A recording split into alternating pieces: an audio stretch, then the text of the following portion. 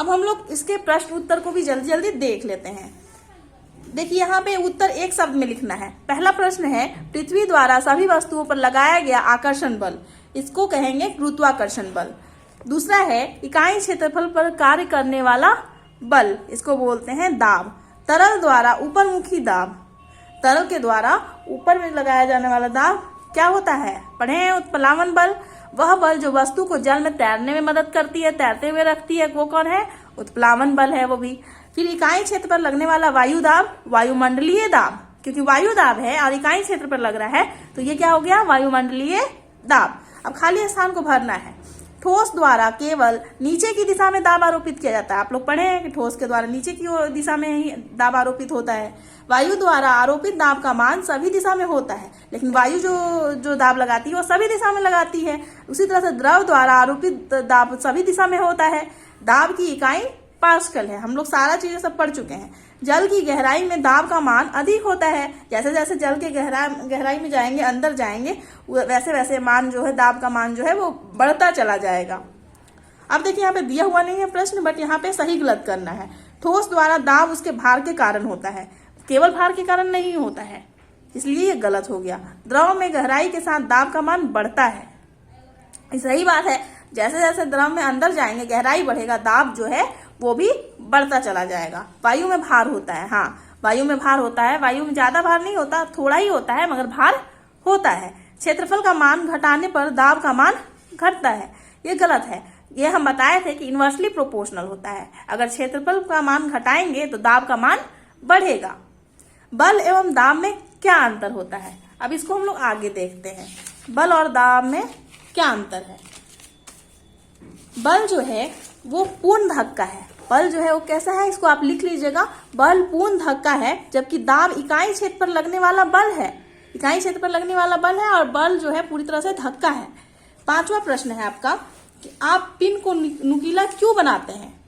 Pin को नुकीला क्यों बनाते हैं, क्योंकि नुकीला बनाने से पिन का नोक का क्षेत्रफल कम हो जाता है। नुकीला बनाएंगे तो नोक का जो क्षेत्रफल होगा कम हो जाता है, जिससे दाब अधिक लगता है और यह आसानी से कहीं भी प्रवेश कर जाता है। छठा प्रश्न है, क्या आप अपने सिर पर कितना वायु का भार ढो रहे हैं अगर आपके सिर का क्षेत्रफल 100 वर्ग सेंटीमीटर है। हम आपको यहाँ पे बताए थे कि इस पॉइंट को याद करने बोले थे कि एक वायुमंडलीय दाब जो है, यहाँ पे आप देख सकते हैं, एक वायुमंडलीय दाब का मान लगभग 1 किलोग्राम प्रति वर्ग सेंटीमीटर होता है। तो इसी पॉइंट से यहाँ पे निकलता है कि अगर आपके सिर का क्षेत्रफल 100 सेंटीमीटर स्क्वायर है तो आपका सिर 100 केजी वायु का भार ढो रहा है। सातवां प्रश्न आप देखिए, सातवां प्रश्न आपका है, पर्वतारोही को पर्वत के ऊपर चढ़ने में सांस लेने में कठिनाइयों का सामना क्यों करना पड़ता है। उसका जवाब है, क्योंकि ऊपर चढ़ने पर वायु दाब घटता है, जिससे पूरा हवा हमारे फेफड़ों में नहीं पहुंच पाता है, अतः सांस लेने में कठिनाई होती है।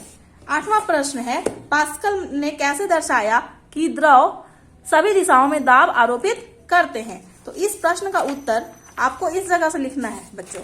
यहाँ पे आप देखिए, ये जो एक्सपेरिमेंट है क्रियाकलाप 1, इसको आप इसी एक्सपेरिमेंट को लिख देंगे। इसको हम अभी समझाएं आप सभी को, इसी एक्सपेरिमेंट को यहाँ से लेकर यहाँ तक, इस जगह से लेकर इस जगह तक लिख देंगे तो ये आपका उत्तर हो जाएगा। अगला प्रश्न है, आप किसी स्थान पर वायु दाब कैसे निकालेंगे। एक साधारण वायु दाब मापी निर्माण एवं क्रियाविधि का वर्णन कीजिए। किसी स्थान पर वायु दाब हम लोग कैसे निकालेंगे, यहाँ पे इसका प्रश्न का उत्तर है मैनोमीटर की सहायता से। हम जानते हैं कि द्रव सभी दिशाओं में दाब आरोपित करता है और उसको जांचने के लिए हम क्या करते हैं, साधारण दाब मापी का प्रयोग कर सकते हैं, जिसे हमें मैनोमीटर कहते हैं। ठीक है, और इसको मैनोमीटर, ये एक्सपेरिमेंट का जो बोल रहा है उसके जगह पे ये लिख सकते हैं कि मैनोमीटर को बनाने हेतु आवश्यक सामग्री क्या है, एक यू आकार का ग्लास ट्यूब, एक प्लास्टिक का कीप, गुब्बारे का एक छोटा टुकड़ा, धागे का छोटा टुकड़ा और रबर। प्रक्रिया में थोड़ा लंबा प्रक्रिया है, बट कोई बात नहीं, आपको सारा प्रक्रिया को लिख देना है।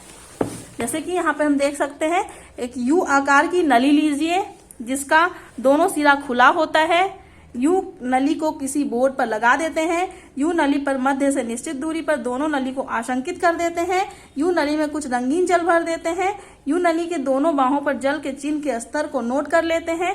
एक प्लास्टिक की कीप लीजिए, इसके बड़े वाले मुंह पर बलून की झिल्ली को बांध देते हैं। कीप की पतली नली में रबड़ की नली लगा दीजिए। इस रबड़ की नली का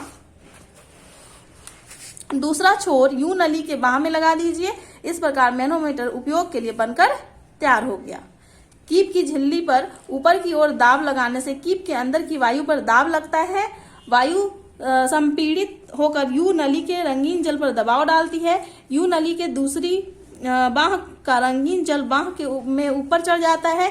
इसी प्रकार झिल्ली को नीचे खींचने पर नली में रंगीन जल नीचे गिर जाता है। इस प्रकार द्रव से दाब की माप की जा सकती है। यहाँ तक लिख देंगे, ठीक है। तो आपका इस तरह से ये चैप्टर क्लोज होता है, कंप्लीट होता है। अब हम लोग अगले वीडियो में मिलते हैं।